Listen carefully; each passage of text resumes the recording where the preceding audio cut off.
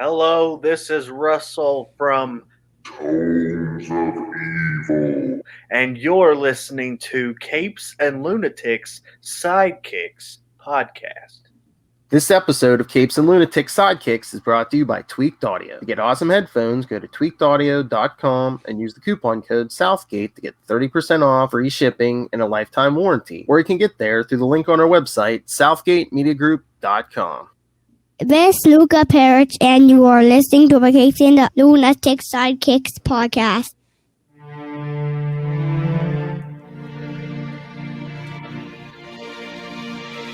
I warned you last time, kids. If you bring your Kool-Aid, that's right. Welcome back to We Are the Night. The Batman. Batman podcast. I am Phil. Join me as always. The girl wonder it is. Hey y'all, it is Lil Hellfire. And that's right. Last time we told you, we warned you, this time we are going to talk Batman the Cult. So you put your Kool-Aid in a red solo cup. Let's have a party.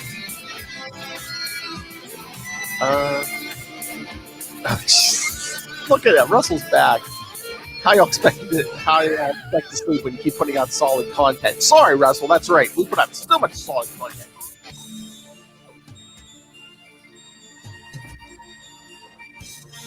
All right, kiddies. So yes, we are talking Batman the Cult 1 through 4.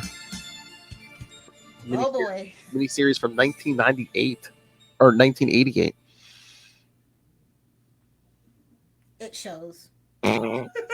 Well, I don't mean that in a bad way though. it's weird because it was written by the guy who's writing Batman at the time, Jim Starlin. For those of you who may not know, he created Starlin the Darlin. You damn straight. a little known character called Thanos. Have you heard of him? I know him from a lot of cosmic stuff. That's what always surprised me. It's he did a Batman run. Well, when you want to get kind of weird and mental, Batman's kind of the go-to guy. I feel like he pitched this all the way. They didn't come to him with this. He came to them with it. True. You want to get nuts? Come on. Let's get nuts. I'll show you, crazy. So, yes, written by Starlin, pencils Bernie Wrightson, inks Bernie Wrightson. Ooh, fancy. He wanted all the shekels. Well, yes. Bill Ray, colorist.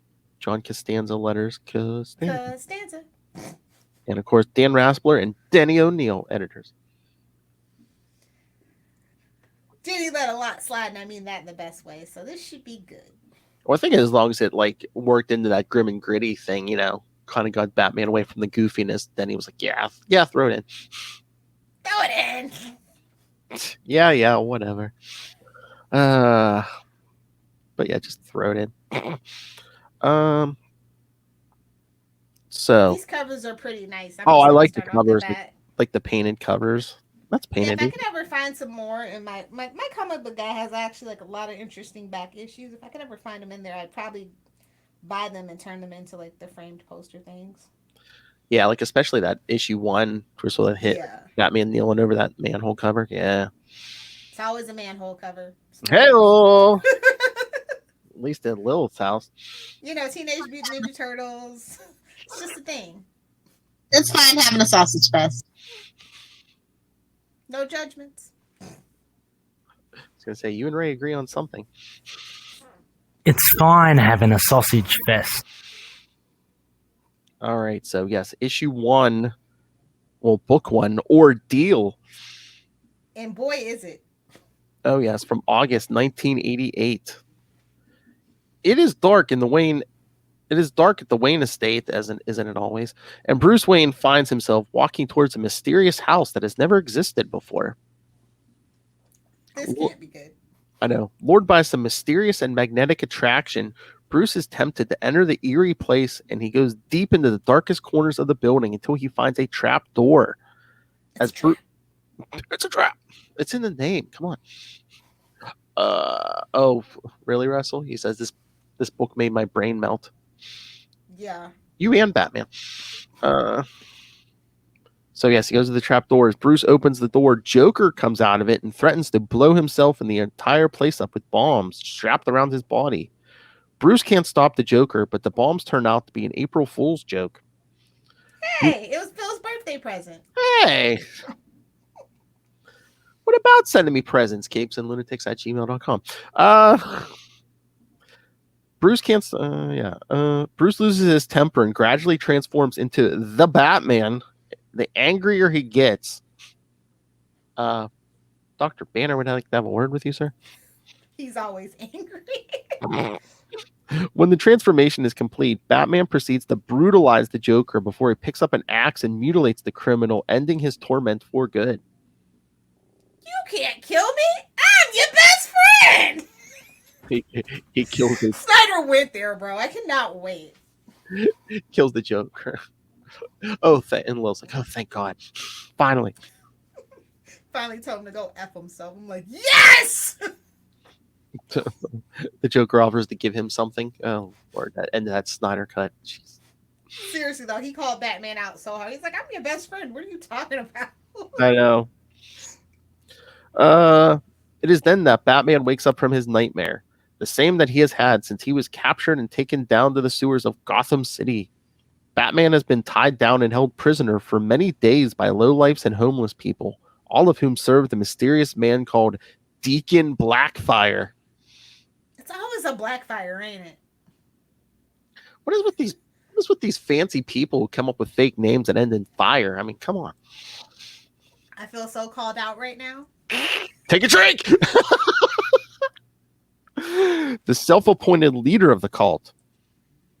When the members It's not a cult. It's a commune that we classify as a religion for tax purposes. Man, that's what I want for us, man. Come on. Come on, you kids. Drink the Kool-Aid. Send us your money. When the members of the cult notice Batman has awoken, they tell him the story of Blackfire once again and how he is supposed to be the mythical, godly shaman from ancient times. According to the This guy stole my whole shtick. I don't appreciate it. According to the acolytes, Blackfire tried to guide the Megani tribe into the path of righteousness. Yeah, come on. Hellfire, why didn't you go with Blackfire? Come on. Brandon. It was a little too on the nose. Oh, true. Okay, yeah. You mean like Black Panther, Black Goliath? Yeah, okay. Black Lightning. Okay. I'm just fire, bro. Hellfire. Pure and simple. Oh my God. Did you watch Falcon and Winter Soldier episode 2 yet? No. Okay. I won't spoil too much, but yeah, they're walking down. You can spoil it for me. I'm not watching that show. It's really not. It has anything to do with the plot. They're walking down the street, him and Bucky, and like some kid's like, oh, hey, he's like Black Falcon. He's like, Black Falcon. He's like, yeah, my dad says your name's Black Falcon, and it's a black kid. He goes, oh, so you're Black Kid then? And his friend's like, oh, he punked you, man.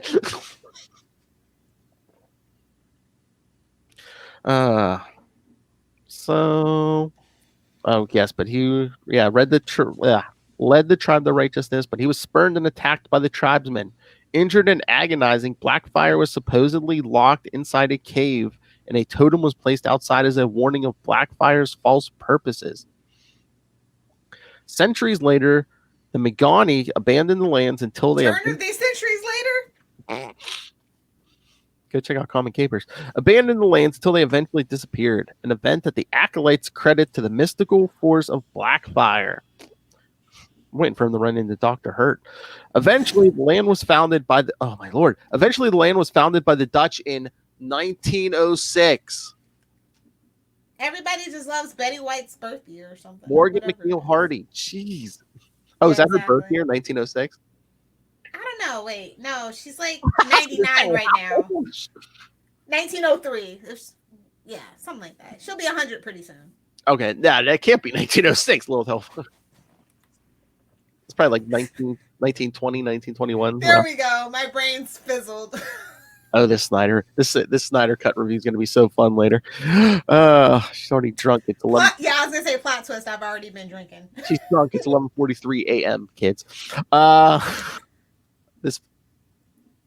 This 5 o'clock review is going to be fun. Anyway, when Blackfire was released from his prison inside the cave, resuming his ungodly crusade for good, Blackfire then killed several of the immigrants who he considered sinners and he was never seen again until now.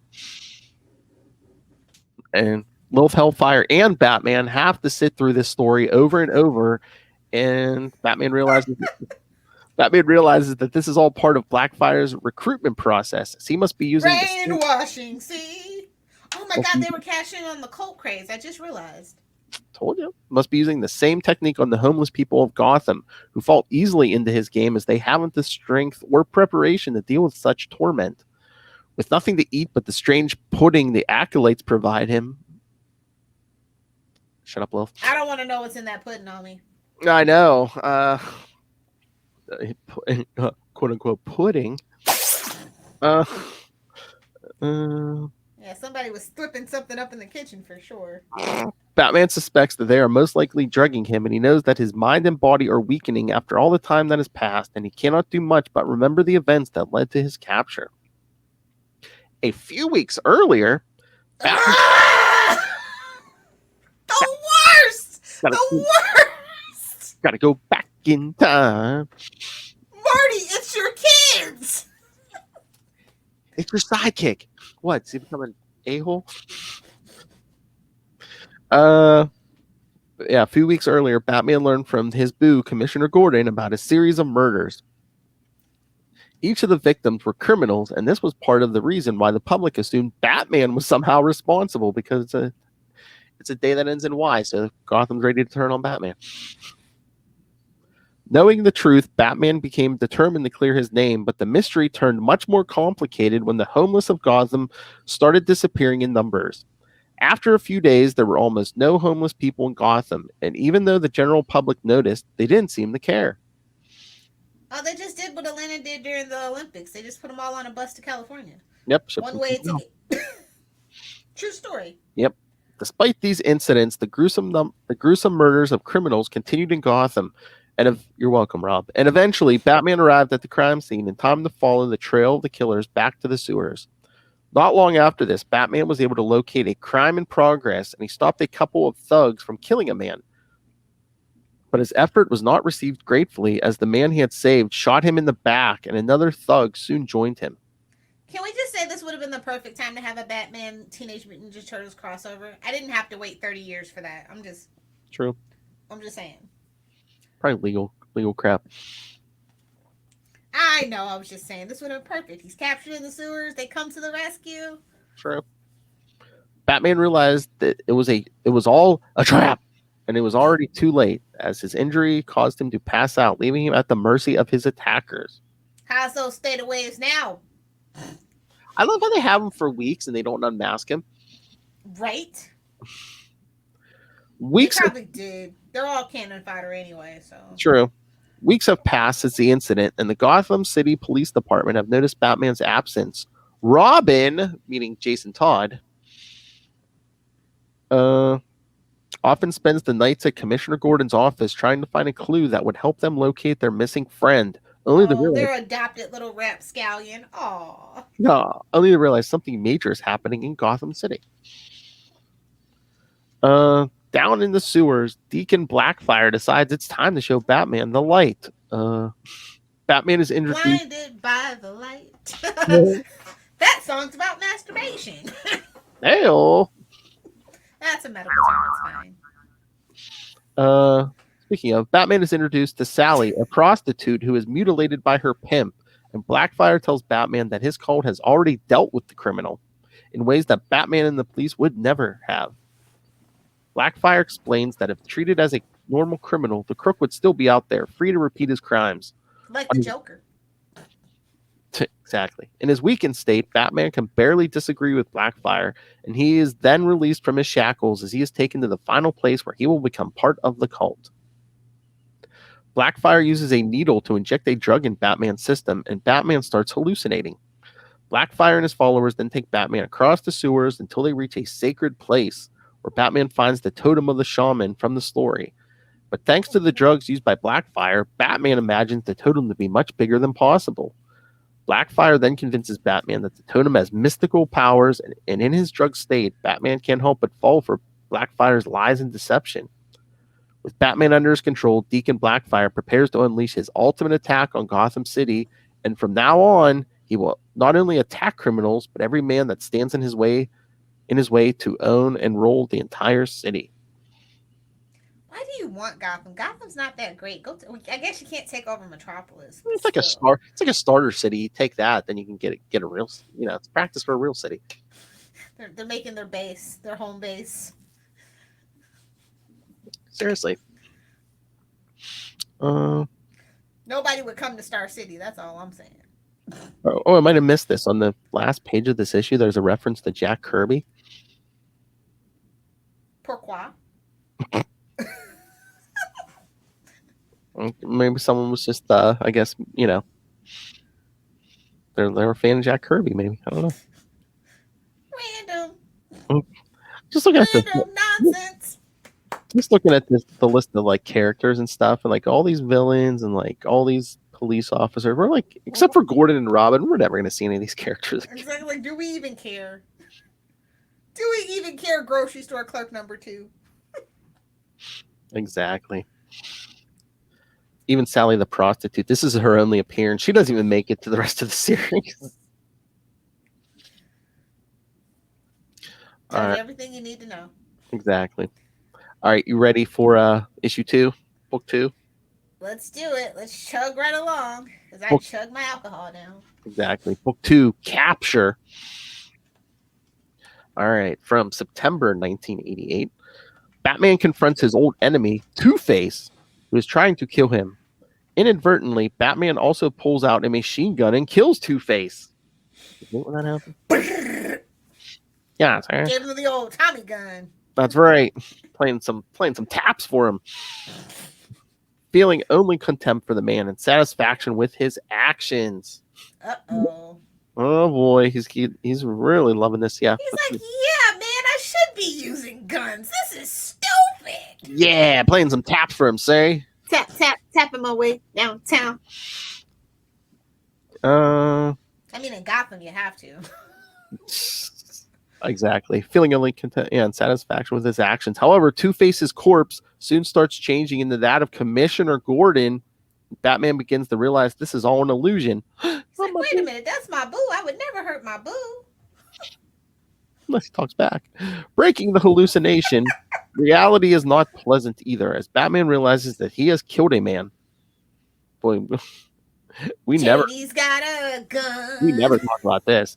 Batman has killed a man. Batman finally remembers that he has been taken along with the underworlders, and they have slaughtered a large gang of Gotham organized crime, following Deacon Blackfire's design.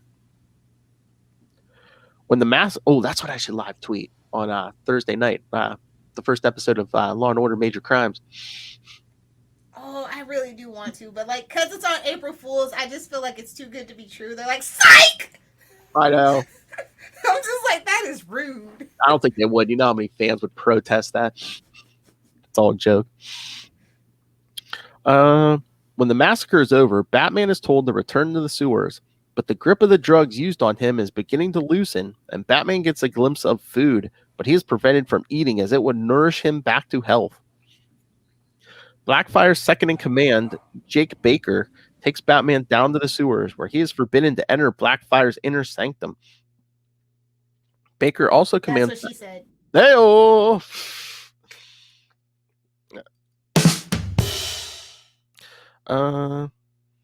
Baker also commands Batman to wait until further instructions. Lost in his thoughts, Batman starts feeling miserable and begins to doubt the truth that the Deacon has told him.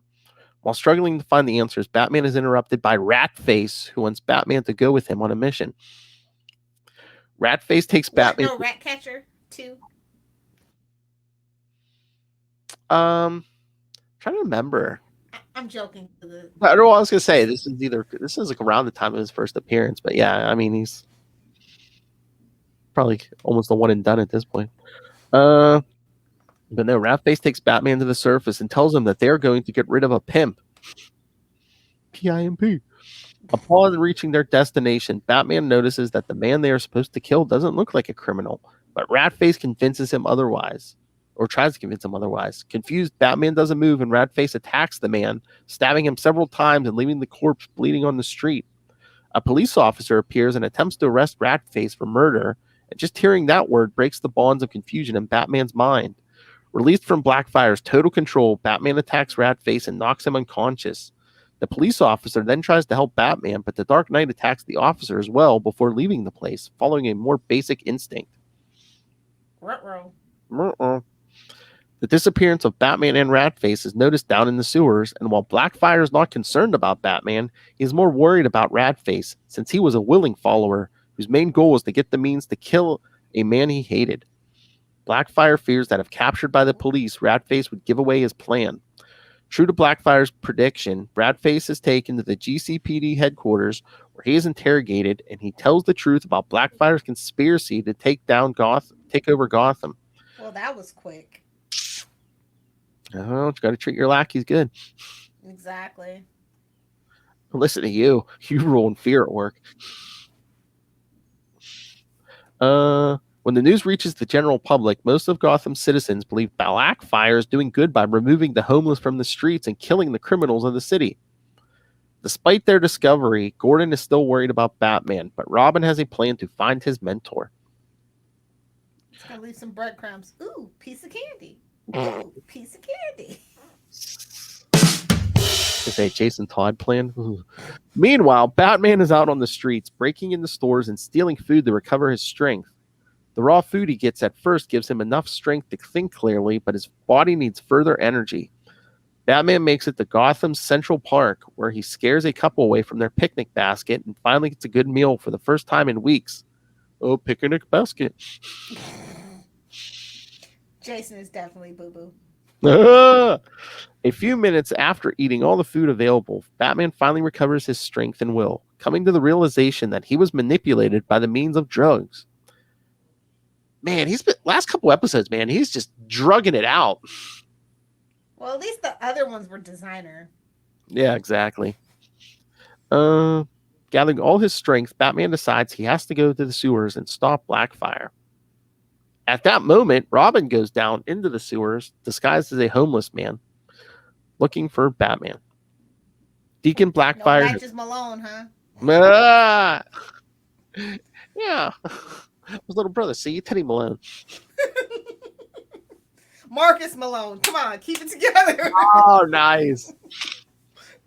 Deacon Blackfire has already learned of Ratface's betrayal, and he has set his ultimate plan in motion. Blackfire has gathered all his followers, and he reveals to them the nature of his plan, turning all the underworlders against the authorities of the city. Batman arrives just in time to witness Blackfire's speech, but he ignores most of it, choosing to go to the sacred inner sanctum. Batman breaks into... phrasing. Batman breaks into Blackfire's secret place and finds a room... See? I know. And finds a room filled with luxurious objects. The final piece of the puzzle was found, and Batman understands Blackfire is nothing but a con artist. With this, You don't say. Get out of town. Shut the front door. He's running a cult. What do you expect? With this evidence, he hopes to get Gordon and the police down to the sewers and stop the madness. Stop the madness. But he is attacked from behind by Blackfire's followers and taken to the Deacon himself. Blackfire learns of Batman's activities, and he commands his men to kill the Dark Knight, keeping his blood so he can nourish from it afterwards. As Batman is taken away, Robin follows them closely. So he's a vampire. Elsewhere, Commissioner Gordon tries to warn the mayor of Gotham about the upcoming threat, but the man disregards the warning, giving Gordon full responsibility to deal with the crisis. Rude. Just as the mayor leaves in his car, some of Blackfire's men place a bomb underneath the vehicle, and seconds later, the car explodes, killing the mayor. Man, it's like... Well, that's why you can't be a mayor of Gotham. I was going to say, it's like trying to hold elected office in Mexico, man. Worse, Venezuela, the U.S. government will come in and... The news soon reaches the city council, and Councilman Holmes finds the perfect opportunity to become Gotham's self-appointed mayor. Unfortunately, Blackfire's conspiracy reaches him as well, and he is crushed by a trash truck even as he is thinking of his self-appointment. Well, garbage knows, garbage recognizes garbage. Gonna say, man, them underworlders took out the trash. Suck it, Kona. Nah. Thank you, though. That call is very hearty. Suck it, Kona. Unfortunately, Blackfire's conspiracy reaches. Just a few hours later, Gotham learns that the mayor and the entire city council have been murdered in gruesome manners. The only authority figure left in the city is Commissioner Gordon, who now deal with Deacon Blackfire on his own, and the media also notices Batman's absence during these events, meaning the possible desertion of the Dark Knight from Gordon's side to join Blackfire's ranks. They don't have a clue. Gothamites are stupid. Exactly. Unlike the media's assertions, Batman is still being carried to the place where he would be sacrificed, and the long trip allows him to recover from the blow he received. Shut up, Lo. Sugar booger. Oh. You went that way. Okay. Once fully recovered, Batman attacks his captors, and he escapes through the water. The thugs believe Batman wouldn't survive, and they return to Blackfire. Robin, who witnessed the whole scene, jumps into the water and follows Batman's trail until a massive drop of water leads them to a tunnel. Man, they're really diving into that sewer water. Killer Croc? Come on, what are we even doing, man? I know, man. At least as a bodyguard or something for Blackfire. No synergy. Nope. Meanwhile, Gordon starts a deep investigation of Blackfire's past, and he learns that the man has records that go back to the turn of the century. Turn of the century. Back in the sewers, Robin goes into the tunnel and, unable to see anything, calls out for Batman, who replies in a weak voice and speaks of his punishment for doubting Blackfire's truth. Robin doesn't understand, but he realizes his surroundings hold something terrible and sinister. Robin takes out a flashlight from his utility belt and shines light on the tunnel, revealing the gruesome truth. Batman's mental breakdown is justified as Robin realizes that they are both standing atop a mound of corpses. Talk about dark and gritty. I know. Holy crap. What is this? The corporate ladder? So yeah, this thing is nuts. They let him do this, bro. They let him write the story. Somebody said, yeah, let's do this. Let's traumatize the kiddos. And for some reason, during Batman's investigation of Blackfire's inner sanctum, there's a reference to Philippines First Lady Imelda Marcos. I don't know what's going on.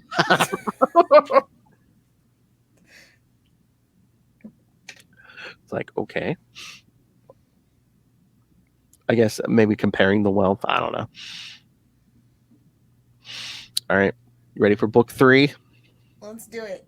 Look at that cover. Just Batman from behind about to punch that guy in the face. I mean, that's quintessential Batman. Every household needs that framed.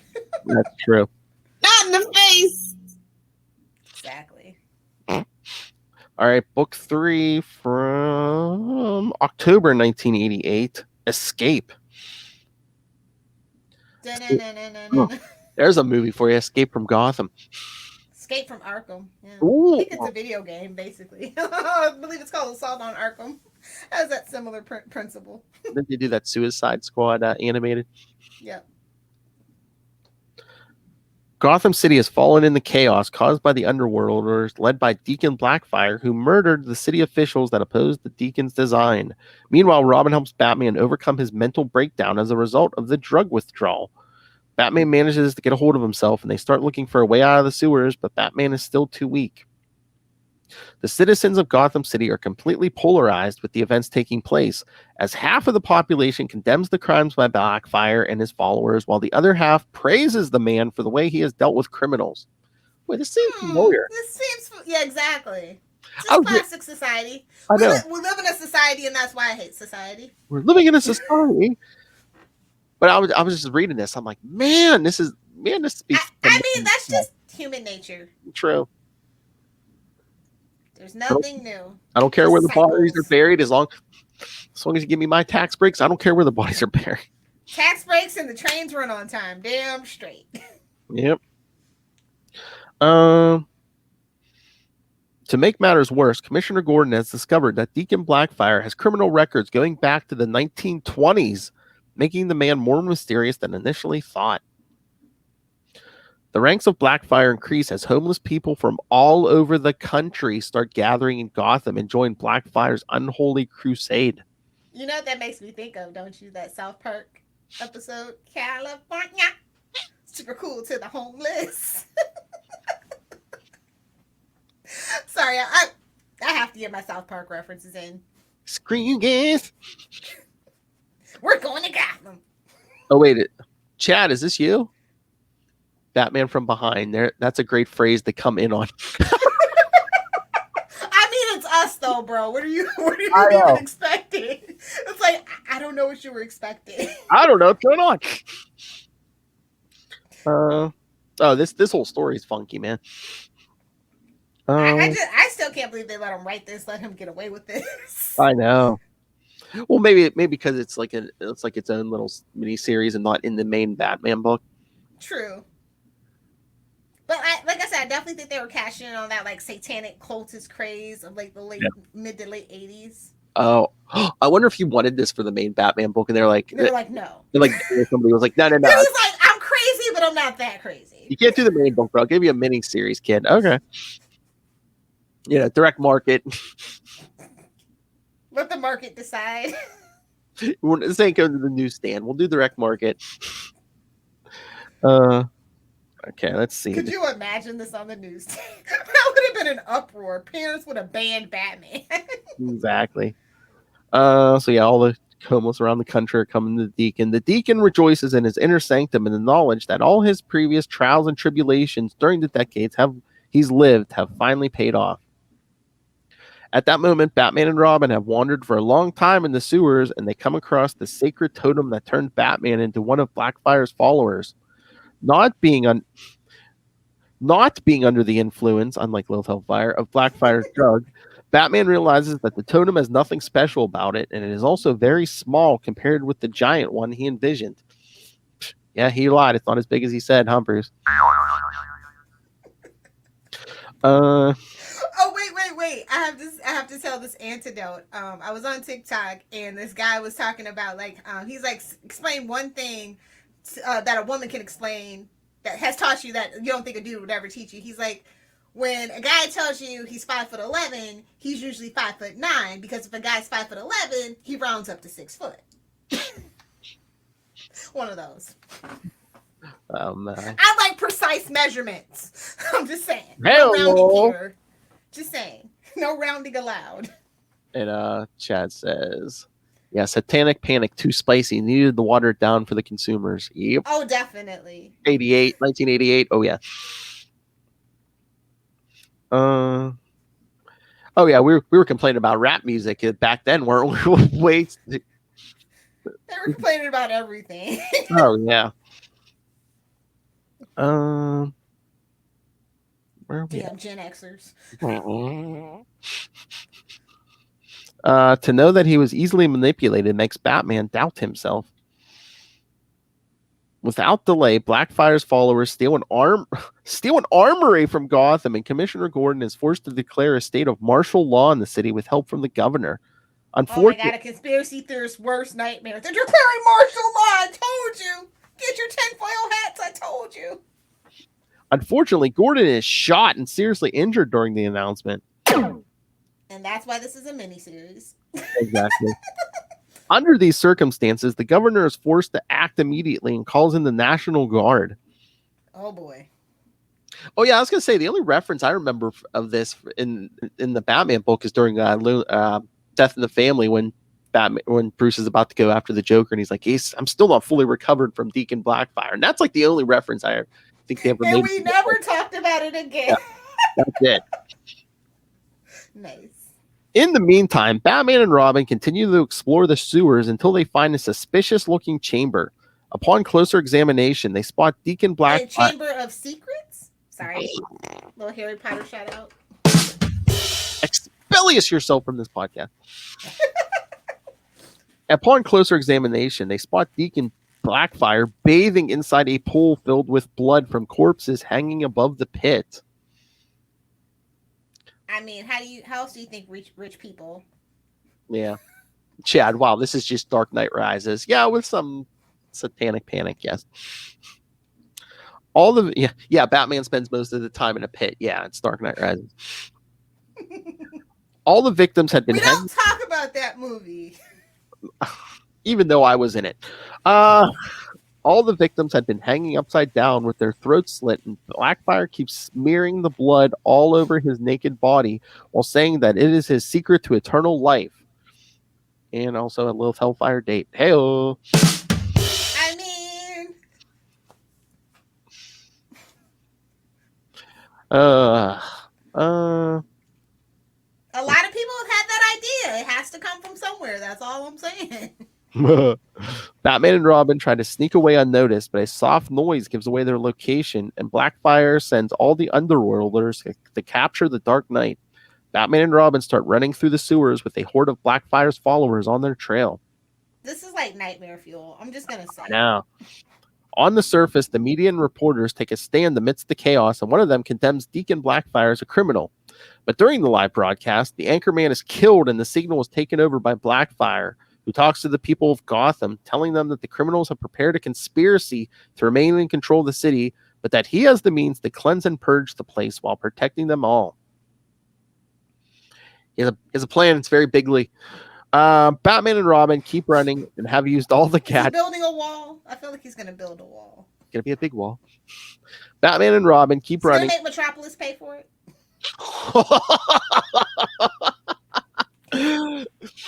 Oh my. Batman and Robin keep running and have used all the gadgets from Robin's utility belt to no avail. When they are finally surrounded by the Underworlders, Robin decides it's time to fight the enemy, and he challenges the thugs to fight while Batman only watches. Paralyzed in fear, Robin lands a few powerful blows on the crooks, but he is quickly outnumbered and overcome. The sight of his young partner risking his life to save him makes Batman come out of his shock, and he strikes the criminals with relentless violence until they are knocked unconscious. So relentless violence is Saturday night for Batman. I was going to say, he's just picturing Joker. Pop, pop, pop, pop. I mean, if he was any worse, he'd be cutting faces off, you know? Like that Moon Knight. Now that guy's crazy. What the F? Tricky Dicky. Did you see the comment? Oh, wait.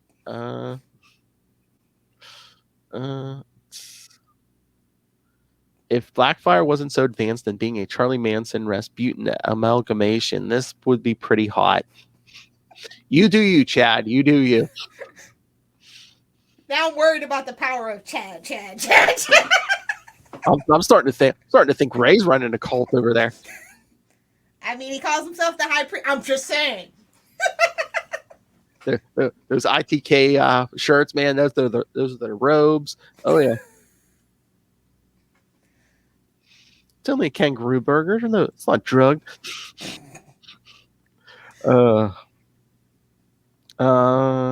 Relentless violence, yes, until they are all knocked unconscious. Grateful but shocked, Robin takes Batman and they continue their way out of the damned place. At that moment, the National Guard has arranged a plan to go into the sewers and force all the Underworlders outside to put an end to their reign of chaos.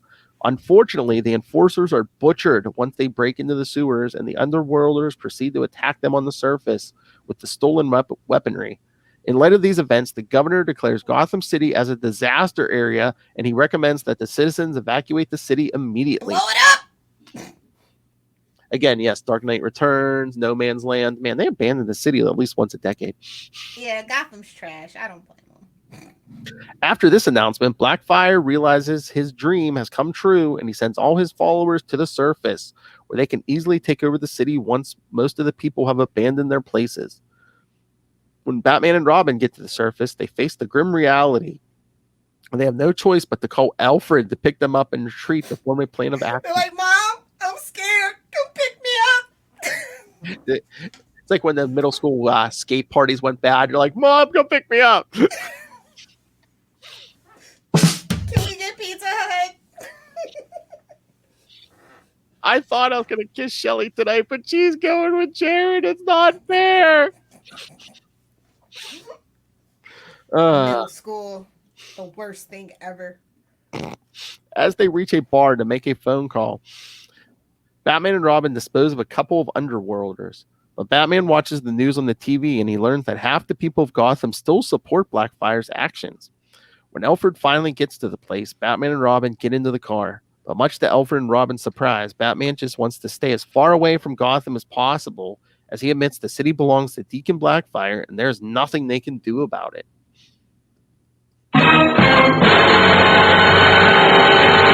Batman's like, hold up. I'm Bruce MF and Wayne. This is my city. If anybody's gonna be ruling this city with an iron fist, it's me.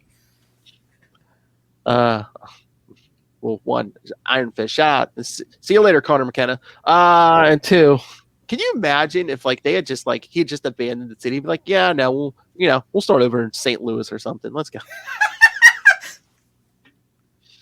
That's at Nightwing PDP St. Louis. Or then eventually the United States government just would have just like nuked to Gotham or something. Absolutely. It's just the crazy cult leader and some homeless people. Yeah, let's burn it. Honestly, I could see it. if you knew what they were getting ready to do to Jonestown, honestly, that's exactly what they would do. Exactly. All right, ready for book 4? Yes, please, Lord, get me out of this nightmare of you. Look at Batman holding a gun. Batman's got a gun. Blackfire better run. All right, so book 4, Combat, from November 1988. Round 2, fight. Oh, we're getting ready for the big. Finish him. Definitely. Oh wait. Tad says, I'd love to see Bruce Wayne try to relocate Wayne Manor to Chicago. He'll do it like Lex Luthor did in Lionel Luthor did in Smallville, brick by brick. Yep. I was gonna say, wasn't that basically the Nolan movies Burn. in Chicago? Burn. Although they did film they did film that Dark Knight Rises stadium scene in Pittsburgh. I know, I was there. It was not winter. It was the middle of summer. You try wearing winter clothing in the middle of summer, people. Ooh, middle of that northeast heat? No, thank you. I can't tell you how many times I had to listen to that damn kid sing the national anthem. All right, book 4, Combat. Oh, look, it starts out all fun. The corpses of Thomas and Martha Wayne have risen from their graves and they haunt their son. There it is. I was waiting on it. They had a little bit of restraint. They waited till the 4th book. Exactly. Batman and they haunt their son Batman after he forsook Gotham City at its time of need. Bruce then wakes up from his nightmare and finds himself in the safety of his room at Wayne Manor. With Alfred hugging him with a shock blanket. Oh. And a cup of tea. The true British way. A week has passed since his escape from the grasp of Deacon Blackfire and his army of followers, and he has finally decided it's time to regain control of Gotham from the Madman, a decision approved by his old friend Alfred. He's like, I don't want you around the house so much. Bruce has made up his mind a few days prior, but he has only been waiting for certain equipment to get to his place in order to set his plan in motion. Despite his resolve, Bruce knows that this is not a simple task, as Deacon Blackfire has achieved what many have tried for almost a decade, defeating the Batman. The Batman. The loss has caused Bruce to give in to fear and self-doubt, but he is determined to overcome the odds and come up victorious.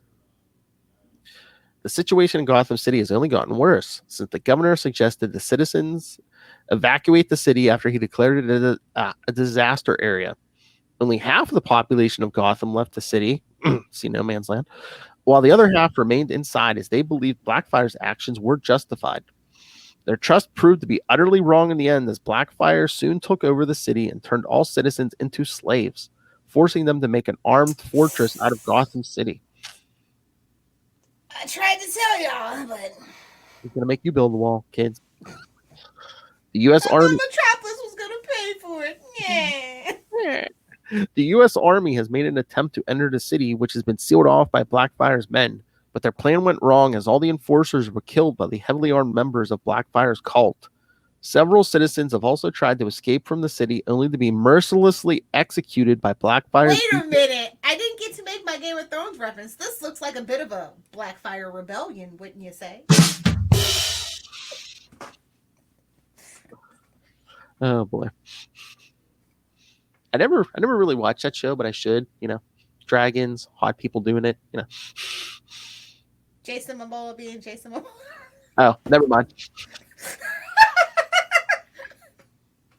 No. All the gratuitous nudity and sex, it's worth it. I'm not gonna lie. If you like fantasy, it's a really good show. The first 4 or 5 seasons. Well, it gets all her fantasy needs from Game of Thrones. I mean, it's got little people. Dinklage. Yeah, that's just. It's got a redhead. Sansa's really hot. Oh my! Shout out to Sophie Turner. Not a great Jean Grey, but an excellent Sansa Stark. As a display of their power, the cult has hanged several corpses from the streetlights of the city. Just a Tuesday in Gotham. A member of Blackfire's cult has managed to escape Gotham after he defected from the group, and he tells the media about Blackfire's megalomaniac tendencies, as well as his apparent drive to end up dead fighting for his holy crusade.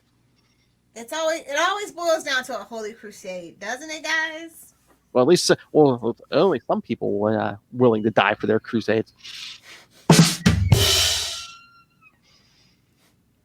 Unknown to the public, Deacon Blackfire indeed wants martyrdom, as he believes it is the only way of perpetuating his message for eternity. Those closer to Blackfire see an opportunity to take Blackfire's place as rulers of Gotham once the man is gone. Scheming, conniving. As all these events take place, the equipment Bruce has been waiting for finally arrives. Bruce and Jason then spend their time training with their new weapons, heavy guns which fire tranquilizer darts. Mercy bullets, baby! Mercy bullets! What it is. Since 1975. No, they've got Diggle's gun, bro. Diggle from Arrow. 1975 Punisher. Afterwards, the two of them make sure that their secret weapon is in working order, and once this is verified, they go on their way to the city, making a last stop along the way. Commissioner Gordon is still recovering from a serious injury caused by the cult, and he is under heavy guard at the hospital. Batman sneaks into his room and informs his Give him a kiss for good luck. Oh my! Informs his old friend that he is on his way to recover their city after he apologizes for his absence. See, they're kissing and making out. See? That's right. In the middle of the night, Batman and Robin confront Blackfire's followers guarding the Abraham Lincoln Bridge. Stay away from bridges, folks. No good can come of it. I hope it doesn't lead to a theater. What do Batman and Abe Lincoln have in common? Bad nights at the theater. Oh, get out. Get out. In the Abraham Lincoln Bridge, by ramming the barricade they have placed using their new monster truck Batmobile. So where did this get shipped from? The Dark Knight Returns? No, see, he has a cousin in Alabama that had a monster truck. Grave 60-inch wheels. Grave digger. Oh, is this canon? Sunday. Is this canon like the first appearance of the monster truck? Bro, I would kill to have that in modern Bat books, bro. Oh, you people don't get out of her way quick enough in Florida? Oh my god. Why do you think I drive a truck? But she who has the biggest wheels controls the road. Mad Max style. Oh my. Heavily armored and equipped with endless ammunition like Lilith Hellfire's vehicles, the monster Batmobile breaks all the barriers along its way. Robin fires tranquilizer darts to those shooting at them from the streets, and once there is only one man standing, Batman descends from his monster vehicle and tells the man to pass on a last warning to Deacon Blackfire. Coming for you, bruh. The Batman is coming for him. Batman keeps driving the car deeper into the city, and they encounter more of Blackfire's followers, who prove to be relentless enemies as they keep up the massacre of innocents, even in the face of adversity and ultimate defeat. Upon learning of Batman's daring move, Blackfire rejoices in the fact that the time of his reckoning has finally come, and he prepares to meet his glorious destiny.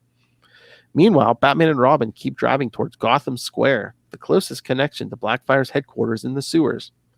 Upon reaching their destination, Batman and Robin are horrified to witness the grim scenes of death and torture all over the city. Just like the Snyder Cut. Surprisingly, they find Gotham Square empty, but Batman knows it's a trap, and they prepare their last stand. It's a trap! True to Batman's deduction, dozens of Blackfire's followers appear from the shadows and surround the vehicle, crawling and destroying the vehicle's armor. Once they breach into the monster truck, the thugs are shocked to find it empty. And before they could react, knockout gas comes from the vehicle, taking out the thugs inside and outside of the car. See, if this is a Frank Miller book, Batman just would have blown it up to kill them all. Exactly. I'm a surgeon. No, he's a bulldozer. Bull. Batman and Robin had already moved out of the car through a hatch on the floor, which allowed them to sneak into the sewers unnoticed. Down in the sewers, Batman and Robin have to overcome many more of Blackfire's followers, and armed with their tranquilizer guns, night vision gear, gas pellets, explosives, and gas masks, the heroes manage to defeat them all. But Robin is injured. Gas, Philip. Oh, sorry, 12-year-old boy. They take them out with gas. Mustard gas. What's a mustard on that?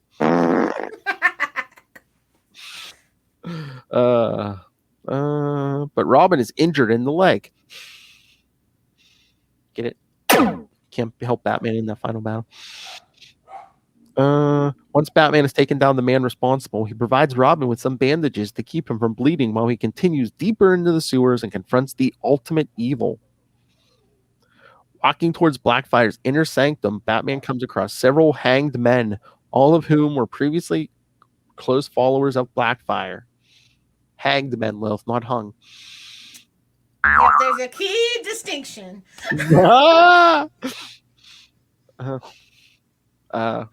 But rigor mortis for both. Finally, Batman arrives at Blackfire's arena, where the monster trucks arenas. Sunday. Batman vs. Blackfire, Sunday. Where the madman is waiting for him inside, as several of his followers surround the arena on high seats. Blackfire challenges Batman to kill him with the gun he had picked up from one of his followers, but Batman refuses to use it against Blackfire and instead throws the weapon aside, denying Blackfire of his much-desired martyrdom. Enraged, Blackfire attacks Batman with a knife, but his fighting skills are no match for that of Batman, who easily overcomes and disarms him. Blackfire urges Batman to use the knife to kill him, but Batman drops the knife and instead beats Blackfire to a pulp. He knows what Batman does best. He takes his anger out. I will kill you, but I can't beat your ass. I can put you in debt from medical bills. You wish you were dead. Where am I at? Yes, Batman's combat training allows him to inflict the most painful damage possible without knocking Blackfire unconscious. When Blackfire can no longer stand and has been reduced to a bloody pulp, he begs for Batman's mercy, showing a clear sign of weakness in front of his followers. His second in command notices the danger and he attempts to shoot at Batman, but he is stopped by a well-aimed tranquilizer dart by Robin, who has made it to the arena with his injured leg. That. Jason saves the day. Yes, as CEO of Capes and Lunatics, I try not to show any weakness, because my second in command is ready to take me out in a moment's notice. Cut me, bro. Not true. No one could ever replace you, Philip. Lilith You're is, our Gelman. Lilith is like, oh, no, you think I'm going to do all that work? No. Exactly. These lunatics? No. Listen, there's a reason why it's called Capes and Lunatics. Round tables? I don't think so. I try to help keep it on track as much as possible. You do. After I derail it. I kind of help try to push it back on the tracks. Guys, I'm in charge here. Thanks to the few seconds he had to recover, Blackfire then commands his followers to eliminate the Batman. But once they drop into the arena, they turn against him with a thirst for blood. The heat is on. 80s, nice. Batman and Robin are unable to save Blackfire from the wrath of the same monsters he created as they are outnumbered. Just like this, Batman and Robin leave the sewers while the murdering maniacs obliterate Deacon Blackfire. Yeah, they rip him though. It's kind of like the Justice League. What's that? Fear. Yeah. Never thought I would quote a Justice League movie, but you know. Justice League. All that's left is some muscle and some meat. Oh my god, you have so many drops. Again, I need some muscle and some meat. See, what you should do is like one page should be like classic quintessential drops and then everything else. I should separate it all into, page 1, dick jokes. Page 2. More dick jokes. No, page 1, dick jokes. Page 2, a little threatening people. Not long after these events, order is restored to Gotham as the authorities are finally able to get into the city. Thank you, Batman. Most of Gotham's survivors are taken to medical centers, while those who are part of Blackfire's cult are arrested and pending trial. Many of those who abandoned Gotham return once everything is in order, and the countless vagrants who arrived in the city to join Blackfire start to abandon the place or return to the streets.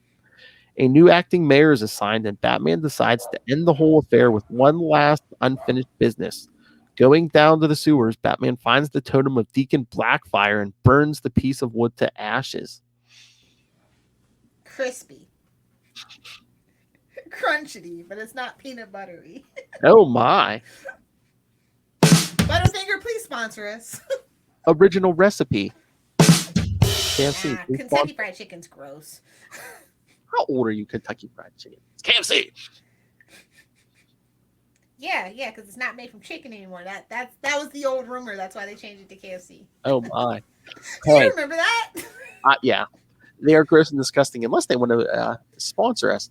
I mean, I like the other Yum brands. That's crazy because I do like Pizza Hut. I do love Taco Bell, but it's like I see a Taco Bell and a KFC together. I'm like, nah, I gotta go find a regular Taco Bell. I don't trust it. Oh my god, can you imagine the sheer joy on Master Doom's face if we got a KFC sponsorship? Taco Bell should sponsor us. Oh yeah, I mean we got plenty of drunks on this podcast, kids. Taco Bell, please. Taco Bell. I mean, I literally live up the road, like 2 minutes up the road from one. I will always be on camera with Taco Bell if they want to sponsor us. That's Lil's hangover cure. Honestly, the steak power bowl with extra guac. I'm just saying, eat that before you go to bed when you're drunk. You're gonna wake up without a hangover. I'm just saying. Nice. It's got black beans. I'm just telling y'all. Try it. Nice. But yeah, so again, these were single issues, but again, it was also reprinted probably a couple times in trade. And that's surprising that a couple of times, like one time is enough. Cause I was gonna say at least once. I don't know, but it says it's reprinted in Batman the Cult. Yeah, that's how I have it. It might be the one. Imagine. That's how I have it too, but it's also on DC Universe Infinite, kids. So who even has that? I want to know the numbers on DC. I mean, honestly, you're like the only person I know. Everybody else went back to Comixology that I know on the interwebs. So I just wonder what the numbers are on that thing. I don't know. I don't know if our boy Ray he might get it when they finally release it down there, unless he is. See, that's the problem. It's like, see, this is the thing. thing. Like, I feel like, not to be like rude or xenophobic, like it just makes more sense. Like, release everything like in the English speaking world. So like, the UK, America, Canada, Australia first. Like, it just makes the most sense to me. I mean, in in the 21st century world of the internet and everything, why wouldn't Everything should be worldwide release, period. Day Yeah, one. why wouldn't you release everything same day? And like you said, at least in the English speaking countries, why not? Oh, It's kind of an odd choice. We don't want your money, Australia. Okay, Warner's. I mean, which is funny because they do have a huge Warner Brothers studio down there in Sydney that is absolutely gorgeous that they don't really actually make that much use of. It's kind of odd. And like they can turn down money these days. We need the money. Gimme. Well, look, listen. Diamond might not be around, so I'm just saying. Oh my! That spiteful move caused a domino effect. Yeah. So we need the money. Gimme. But again, I think it was the big two didn't like being held hostage by Diamond. And Diamond never made it easy because that guy that runs Diamond, and I'm not speaking out of school, everybody knows is a jerk. Yeah. But at least Disney like took their time, Warner's. It was like I would look. Listen, I'm surprised when the water when the shark bit and there was blood in the water that Disney didn't jump ship. They could have easily 2 weeks tops. They could have bought their own transport company. To be honest, well, I think they charged all the independent companies to join in with them. Well, they waited till the pandemic started getting better. DC, they're like, screw it, I don't care. We're a month or two in the pandemic. F them, we're going. Yeah, I always wondered about that because, like, honestly, Disney could have just easily within, like, maybe I say 6 weeks, like at the earliest, but they could have done it. They could have put something together. So I do respect them for that. But Penguin, I'm just waiting on that announcement that Marvel's buying IDW. That's all that I'm saying. I just need that announcement. Just give it to me. It's kind of obvious at this point. We need the money. Gimme. Just saying. Be on the lookout for that announcement in the next 18 months. All right. So before we get to Russell's feedback, what did you think of this miniseries, Lilith? Young me hated it. It's nightmare fuel. Older me appreciates it because while I love all things horror, macabre, gothic, creepy, gory, so I really enjoyed it more as an older person than I did as a younger kid, for sure. Yeah, this is definitely. The pacing is pretty good, honestly, for this to be a 4-issue story. It could have been 3, but I kind of like they kind of did try to flesh it out, give us a little backstory. Yeah, they shot Jim. They really raised the stakes, Exactly. Again, yeah, and yeah, this is definitely more. I think I appreciated it more as an older person. Yeah. Can't say adult because I'm not really an adult. I'm just an older kid. As an older child, millennials are permanent children, and it's fine. As a child in her 30s, you enjoyed it more than now. Exactly. All right. So, what letter grade did you give it? Oh, it's a solid B- for me. Oh, yeah. The artwork was a little sketch at times. Like, I don't know, since it's so creepy and dark, I would expect that the shadows and the lines would be just a little bit sharper. It's kind of hit and miss with me in certain points. Yeah. And again, like Chad brought up, it's just like, it's like Dark Knight Returns. Half the time, Batman's basically just like. Yeah, exactly. I mean, maybe I'm just used to Bat God, but I'm and just... like the fact that they didn't take off his cowl, it's just like, well, come on. Exactly. I'm taking my shot, bro. I'm just saying.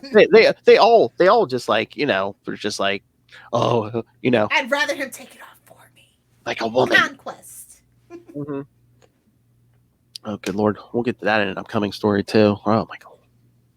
All right. But yeah, I think I could agree with the grade. Like I said, yeah, art was kind of hit and miss at times. And again, they wore Batman just so like, the city can completely fall.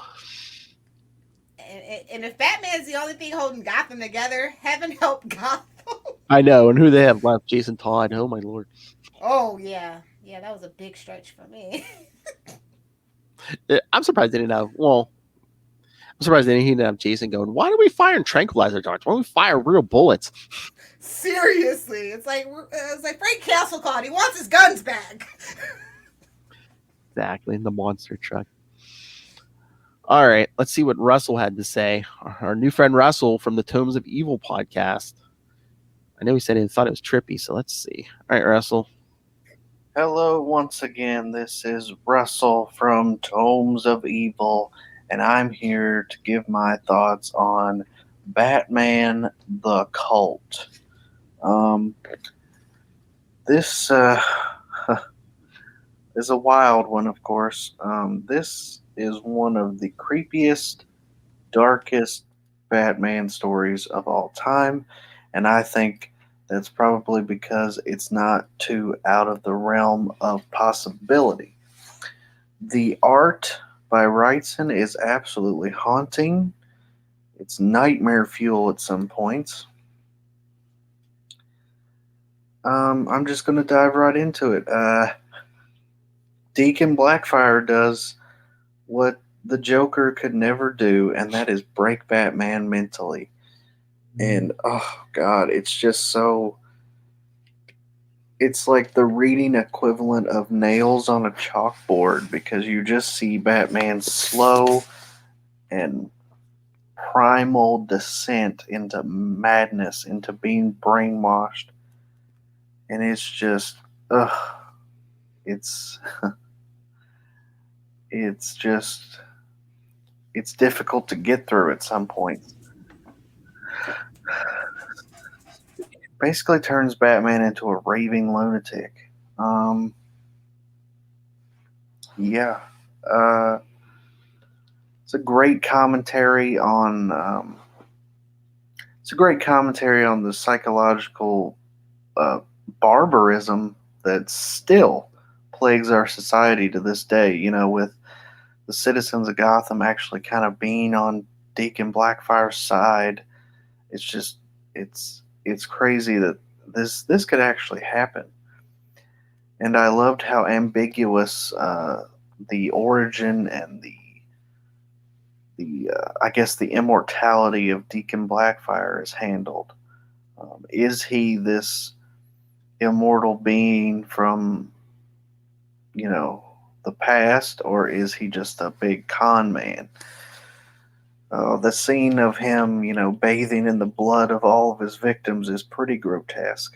Um, and it wouldn't be the last time we would see him. He will show up next in Blackest Night of all things.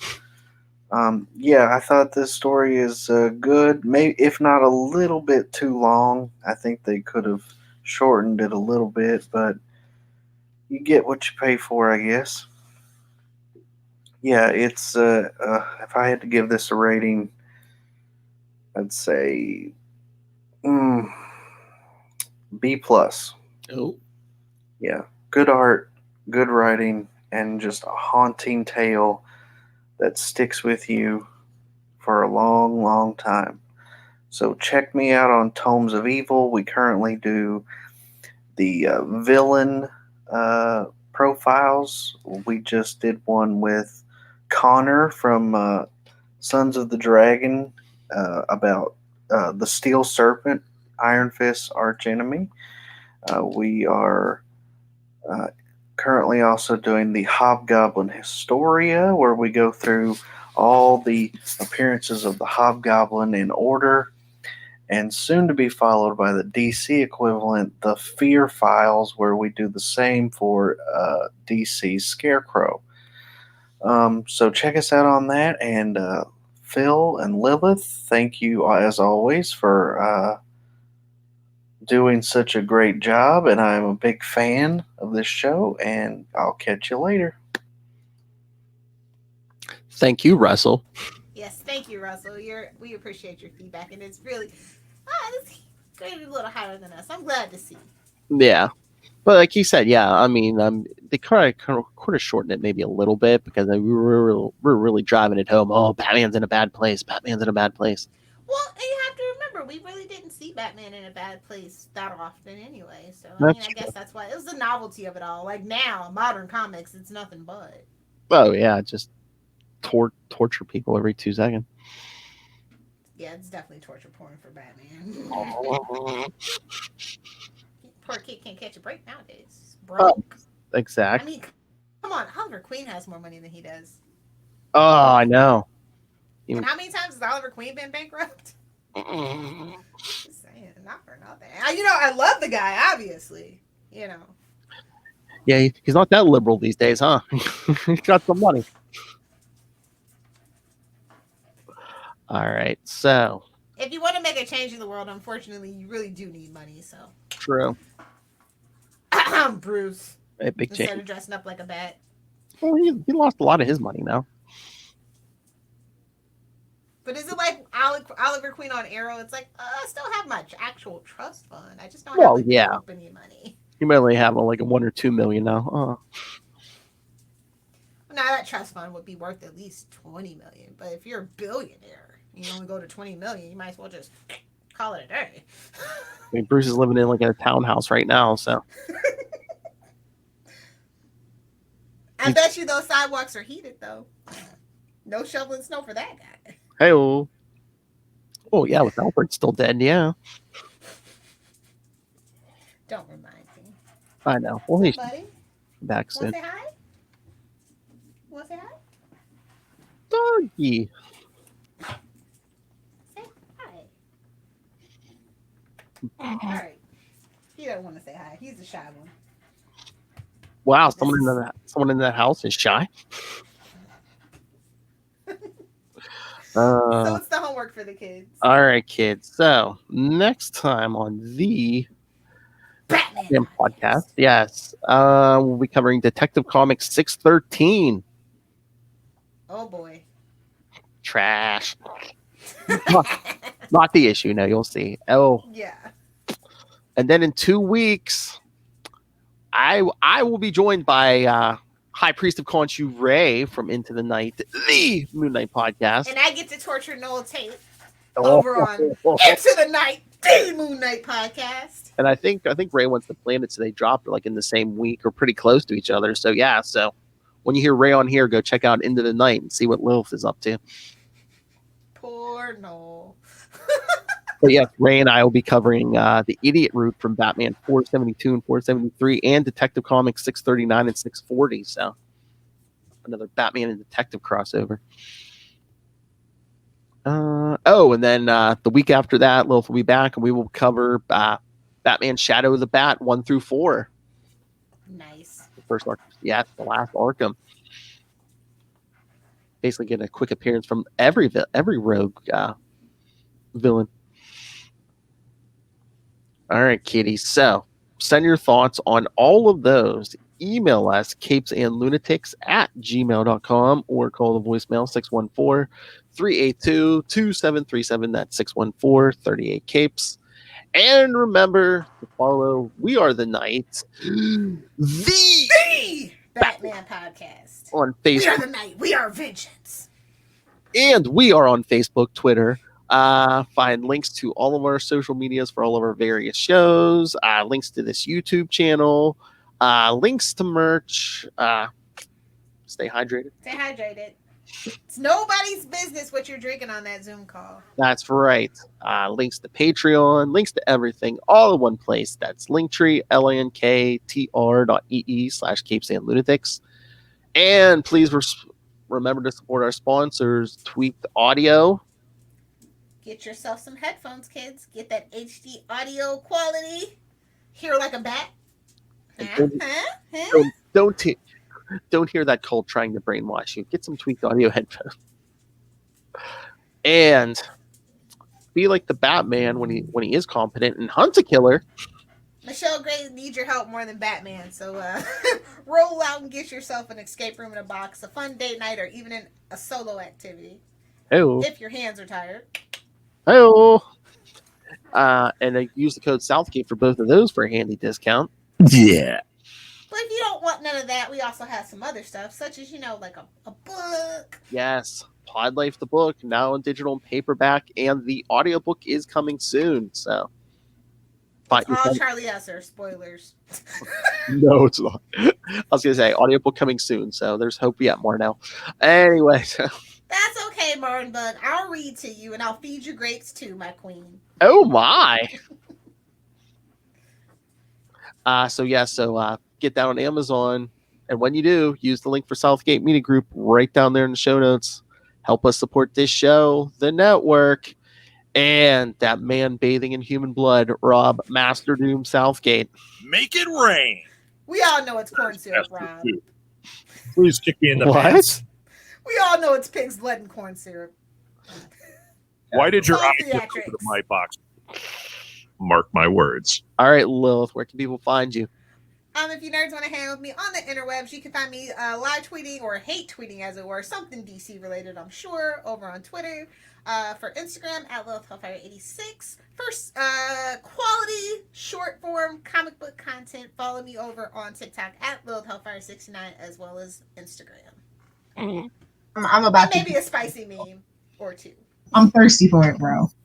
Gimme. Speaking of which, let me finish up my Kool-Aid Go ahead, throw it in. with vodka. Oh my god. All right, kiddies. Thank you for joining us. Come back next time. Again, Detective Comics 613. And then in 2 weeks, send in your comments and your questions for Ray Pod. Yeah, do you know who that Batman is? Oh, and look, I missed a comment from Russell. Have you ever danced with the devil in the pale moonlight? No, seriously, have you danced with Lilith?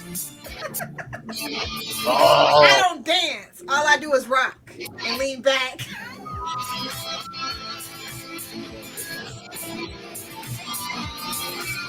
Yeah, she dances all over your face.